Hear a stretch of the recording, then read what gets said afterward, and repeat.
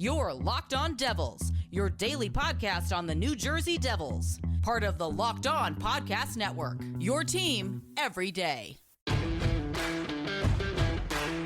Hi, this is Bryce Salvador, and you're Locked On Devils with Trey Matthews. Elliott scores! Oh, Stevens stepped up, nailed it. Brodor's got the puck. What a shot. The Devils win the Stanley Cup.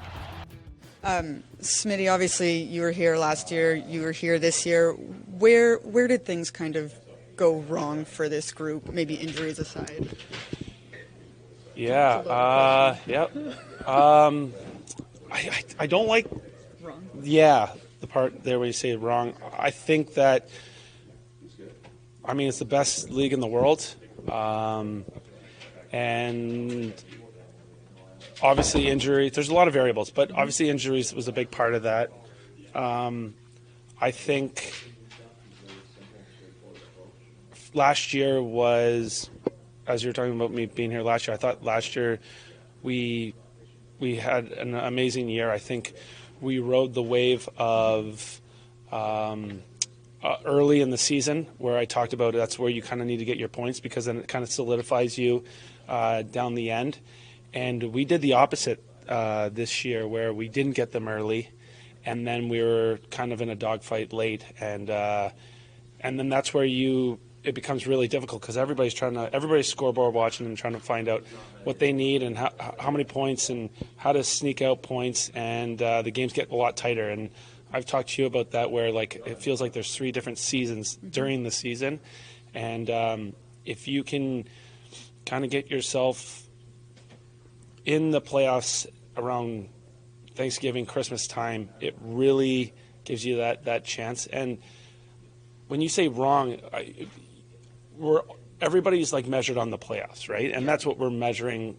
I know that's what we're talking about here, but there was a lot of great stuff that we did. But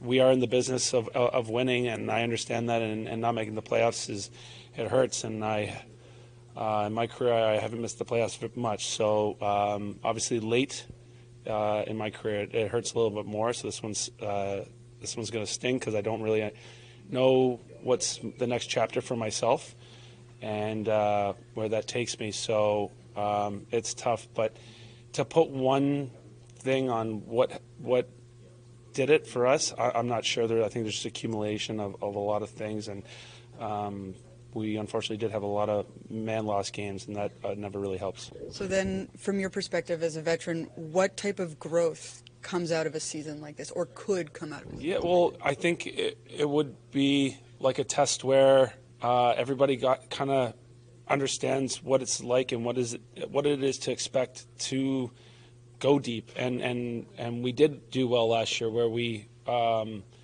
took a big step from the years before that everybody told me, and I wasn't a part of it. I just played against it, and I thought as a group we took a big step there, and it almost seemed like we took a step back a little bit this year. And what's that saying? Take one step back, 2 steps forward. So, that's the goal.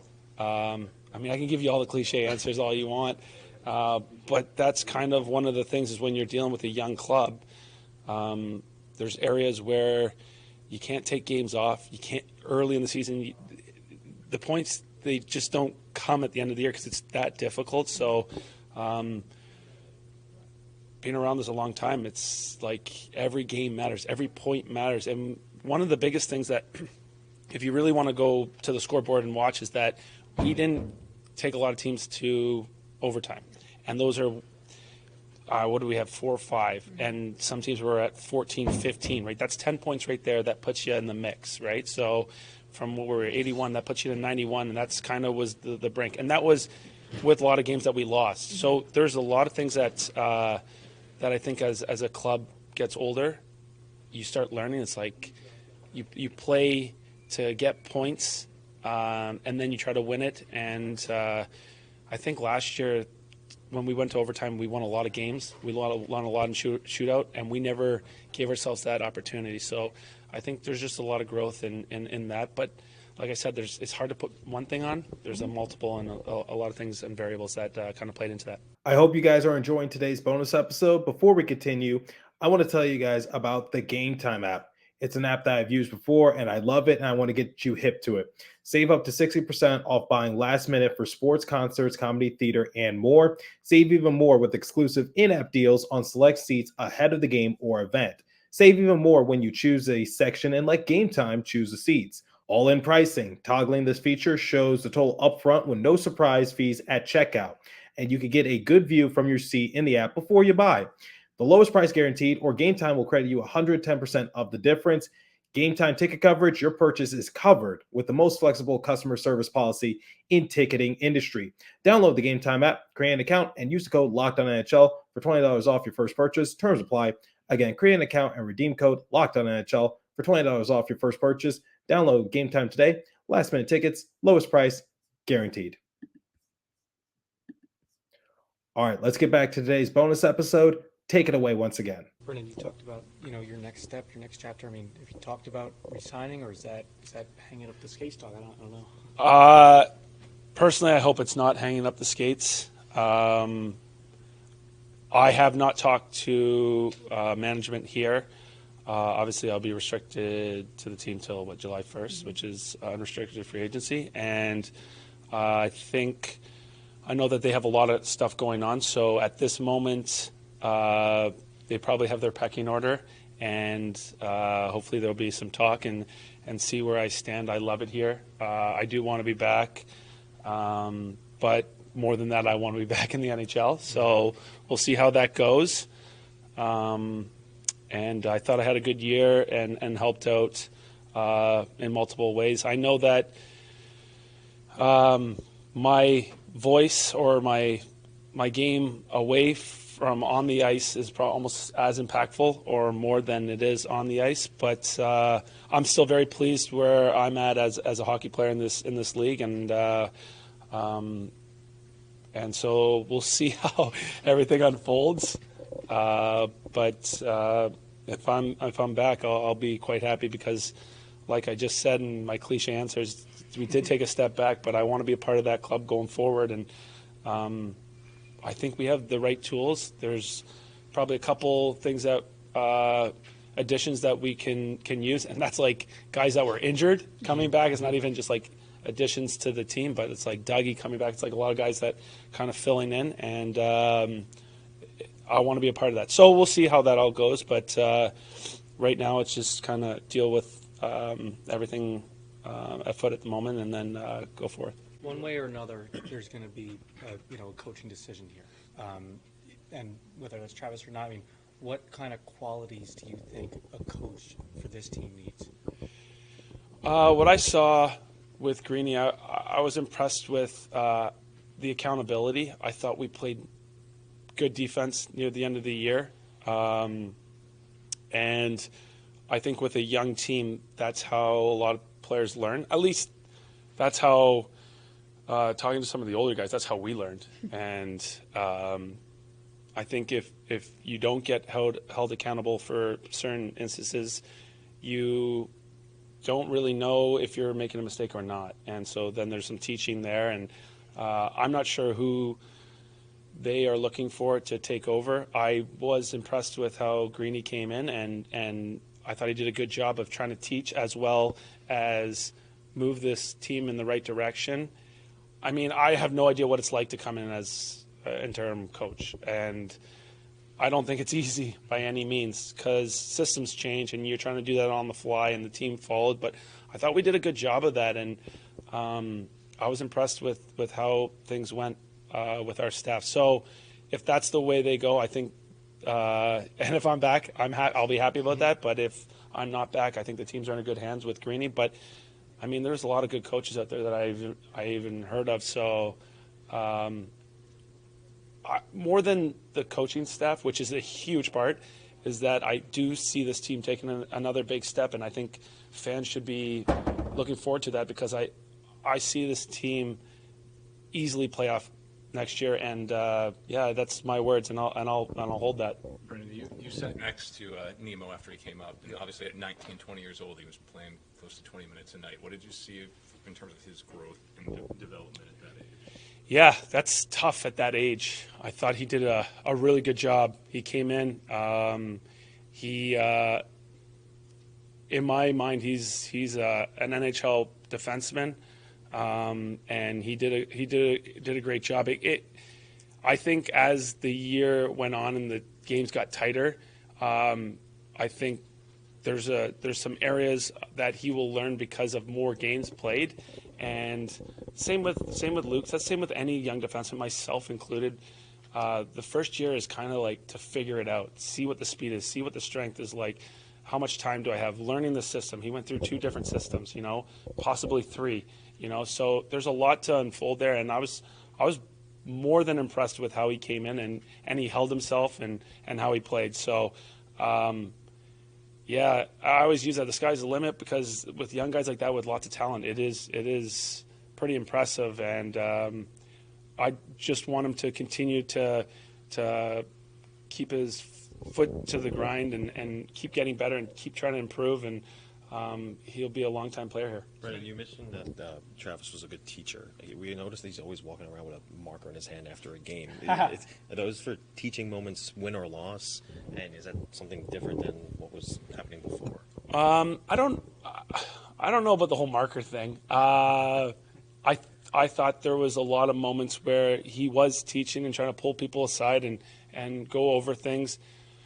For me, it wasn't as much, so I wasn't in a lot of those conversations. But they're one-on-ones, and they're like, or lines and whatever. And with the back end, we see Gilly a little bit more, so it's a little bit different. But I noticed that even in our meetings, he was doing a lot of teaching. He went over a lot of things. He asked us a lot of questions. A lot of times, and this happens, is where coaches or even teachers in anything will ask a question and the older guys answer. And a lot of times they were kind of like, Smitty, you can't answer. I need to hear from somebody else, and so that's good, because then you're getting feedback from players that might not understand, right, or might not see it, and then you got to help them through that process, right? So I think that was good, and a lot of times I think for myself I had to kind of stop answering it, because it's more for the team than it was just for me. But I wanted to move on to the next. How are we gonna? So that's a thing that I liked about Greeny. He was trying to make sure that we were moving in the right direction. Guys understood their jobs, and then it becomes muscle memory. Once you know where you're supposed to be, then you can let your talent take over, and I like that. So that part I was happy about. I know Gilly does that, and he's very detail-oriented, and I really like him on the back end because of that. And so we'll see. Like I said, I don't know how everything will go, but yeah, he did do a lot of that, and I would tip my cap to that for sure. And you spoke a little earlier about the man games lost. How big a loss, though, was Dougie? I mean, I'm not positive of where our power play was. I don't think it was too high, and he's known to be an absolute threat. So wherever we were on the power play, think of where we were last year, and that would probably put you in a pretty description. Or just look at where Dougie's been on the power play with any team. And I bet you it's probably more than top half of the league every year. So that's a big loss, and that's a big loss in everything, because that means you're not winning the special team game very often, and it's so hard to score 5-on-5 in this league, where you're probably not winning as many games. And so that's where it really comes down to. Power play is a big part. So that's going to be one thing that, like when I said an addition and the guy on our team, that's a huge addition. And when you have an elite shot like Dougie does, as you guys all know, is you end up winning games in overtime, or you end up winning games late, and those late power play teams don't take as many penalties because they're worried because of guys like him. So I've penalty killed my whole life. I've always been aware when he's at the top. So that would give you an example of what I think about him up there, and that was a big loss for us, for sure. Brendan, you've been a part of this community. You had a Cancer Jam event. Just looking back at these 2 years with New Jersey, what is it like to be a part of this organization, and what is it like to have these fans? Yeah, now you're trying to get me to be emotional. Like, that's that was probably my highlight of the year, was the Cancer Jam. On top of that, all the guys that showed up for me, that meant a ton. You see, there we go.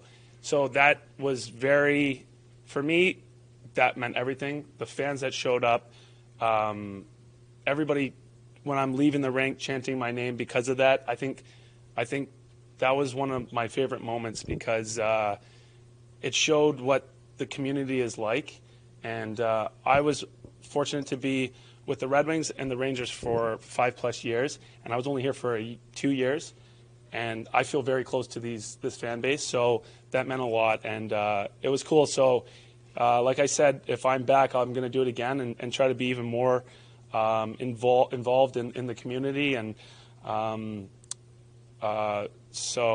yeah, you got me there. But yeah, no, it means a lot. I love it here. My wife loves it here. The family, we really enjoy it, and we like to make this home for a long time. But like, it's a business, and we'll have to see how everything unfolds. But I thought I got real close with the fan base, and it was great to kind of see what they're like and be a part of them.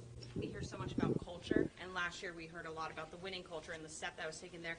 How can you use this season? How can a group use this season to also build towards a winning culture? Because that fire that you have inside after losing and not maybe living up to expectations, or even just like I said, we're in the business of winning. When you don't and you're not a part of that, it kind of drives you. And I think that's going to be a big step for us, and it's going to help us, and everybody's going to know what to expect and how much it means to get points early. And everybody takes another year.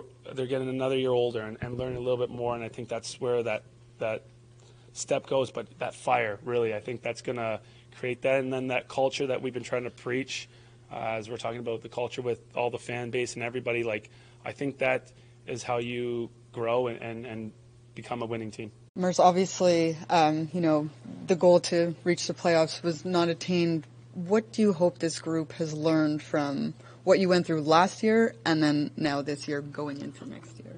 Yeah, obviously it's a new experience there for this group that we have to come back from that season previously, but only thing you can do is, keep moving forward and prepare for the summer. Like, we know we're a talented group, we believe in ourselves, and the guys we have in this room, so we're excited. Like, you can't doubt that, because obviously we know what we're capable of.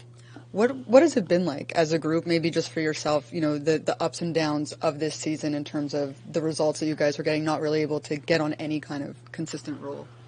Yeah, obviously, like, the more consistency is better, less up wins and down, and I think obviously that's something we can improve on. When you get on a stretch, you want to balance that and keep on going and take it in small samples. I think that's a bigger thing than looking at the full season. I've said that over my full career, that I like looking at things in day by day, more things, and not too far in the future. But I think just if we can be more consistent, I think the win column will go up. In a season where there were plenty of injuries, you were one of the few that played all of those games. What did you put in to make sure your body was ready, you were physically ready to go for all of those 82 games throughout the year? Yeah, I think it's something I focused on my full career since I've been here. I want to be a guy that can be put in the lineup every game and be relied on that he'll be ready to go. And it's important, I try to play the game smart, don't put myself in those situations where things can happen. Prepare, make sure you're, ready for the game. And when you have things going on, you take care of it and just make sure you're ready to go. Your third season, where have you seen your own growth this year? Yeah, I think just trying to be that more overall better player. As a young guy, there's a lot of aspects where you can just add on little tiny things that'll make you a better player, and overall it makes the bigger picture a lot more. So I think just all those aspects of, getting to the net, playing fast, being on the D side, all these little things add up to the end of the game. And when you look at the end of the year and you're focused on next season, it's a fresh start to get back right at it. Dawson, just early thoughts on your upcoming restricted free agency, and is that, I imagine, something you want to get handled as quickly as possible? They take care of all that, to be honest. I focus on playing hockey. It's something that I really keep that out of it. So, to be honest, with playing a game a few nights ago, I would love for whatever would happen, but they take care of it. I really don't know. How much have you enjoyed your time here with the Devils, and what kind of promise do you see in this entire group, healthy group? Yeah, you talk on it every season. We love it, the young, the competitive, the skillful, fast team that we have here, and I think every season we show that we're a team that's obviously going to grow together and be that group, and it's exciting to be here with such that young, talented team. So I'm happy to be part of that, and I'm excited for it for sure. Dawson, do you feel like this group learned it all this year, like just in terms of accumulating points any way you can through the year, how valuable that can become the end of the year, like particularly maybe getting more games to overtime or things like that? I think, well, if you can get the 2 points in regulation, it's a lot better than getting there. But when you get there, you want to make sure that you can secure the extra points also. But whenever points are up for grabs, you want to make sure you take advantage of that and get it. So I think just focusing on getting the win first is the main thing. And then if the time comes when you need to, try to push to get the 1 or the 2, it's a big deal. Is it kind of hard to believe that you've already played the first 3 years? I mean, does it feel like it went by really fast? Yeah, I think just, overall in general, every time you say, like, we're that young team, but then we keep on, every year we're a year older, every one of us. And it's special, though, because I think we're moving, we're getting better and more familiar with each other. And I think just overall it's a better thing. But it is crazy to say 3 years are already, and, next year will be the 4th. Dawson, I know you said you don't really care where you play, center or wing, but are you more comfortable in one, and do you want to maybe be more consistent in that position next year, whichever you prefer? I kind of got to say it again. Like, I'm comfortable with all of it. Like, I'm not going to say what it's not. Like, I like playing the wing. I like playing center. They both have their aspects to it, and I play a certain game that I can play all those positions. So, I like that versatility in my game, and it's something that I focus on. What does off-season training look like for you? Are you playing anywhere, or who are you training with? Yeah, I talk about it, and we do this. What I do, we're home and skate, train, eat. Big thing is nutrition. We focus on that a lot, so I want to make sure I can try, maybe put on some weight, and I think that'll be a big benefit for me. Any men's worlds plans or anything like that? We'll see what comes of it later on. I'm not really sure. And then anything specific that they told you they want you to work on the ice, outside of the nutrition and the off-ice stuff?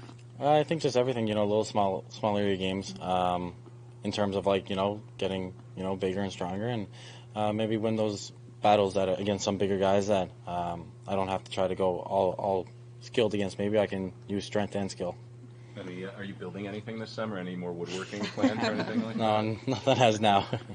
So knowing what you had to go through to make this team 3 years ago and how successful you've become, what do you think it takes as a young player to have success in this league, and why are so many young players having success in their first, second, third year in the league? I think, obviously the game and the talent coming up now with young players is unbelievable. And making that step right into the game, having an impact. Everyone loves the game. Everyone loves hockey, and that's what you want to do. And the end goal, you want to be an NHL player and get here as quick as possible. And I think a lot of people are committed to that. And I was the same way. I knew first day when I showed up in Jersey, I didn't want to leave. I didn't want to go any other team. I wanted to be a Devil. And I think just having that mindset, a lot of people are doing that now. And when you have your opportunity, you don't want to let it go. Is it coaching? Is it playing the game in the off season and really working hard? Like, what do you feel benefited you before you became a rookie here in the league? Yeah, you can definitely say that, but it's also believing in yourself and having that mindset. Because you look at it, every player is going to do their best to get stronger, better, everything, right? And then, I came here and I told myself that I wanted to be here, and you set that goal. And I think just a lot of players are doing that, and the league's trending faster and a lot quicker pace, and I think that's how the players are being grown up and taught right now. Away from the game, away from the stuff on the ice, what's the significance for you to be a member of the Devils and to be a part of this community that the fans really do support? Yeah, it's great. I've been saying it ever since, and when you get drafted by an organization, it's a proud moment, and I've always been proud to be a Devil and play here. So they believed in me, and that's why they took me, and I believed in them, so it was pretty special to keep on playing every year like I've been doing, and whenever we can come here to the Rock and play a game, and it's a great day for us. Was there a point this season where you or the teams have like, oh shit, we're not going to make the playoffs. Like, we're in trouble. Did you remember that at all, or no? I think just overall, like I said, I look at a lot of things day by day, and we try to do that and learn and get better. And when the season was going on, we just wanted to make sure we were getting as many points as we could, because the end goal is to make playoffs. Every team want to be in that situation to give itself a chance to win. And even right till the very end, we are trying to make sure we won every game to give ourselves the best hope. So it was never out of our mind that we held off or anything. We wanted to make sure we kept on pushing.